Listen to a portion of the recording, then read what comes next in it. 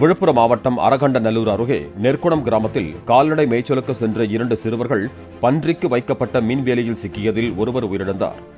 புத்தூரைச் சேர்ந்த நவீன் ராஜும் கோபியும் மேய்ச்சலுக்கு சென்றுவிட்டு திரும்பி வரவில்லை என்பதால் உறவினர்கள் தேடிச் சென்று பார்த்தபோது நவீன் ராஜ் உயிரிழந்த நிலையிலும் கோபி படுகாயங்களுடனும் கிடந்துள்ளனர்.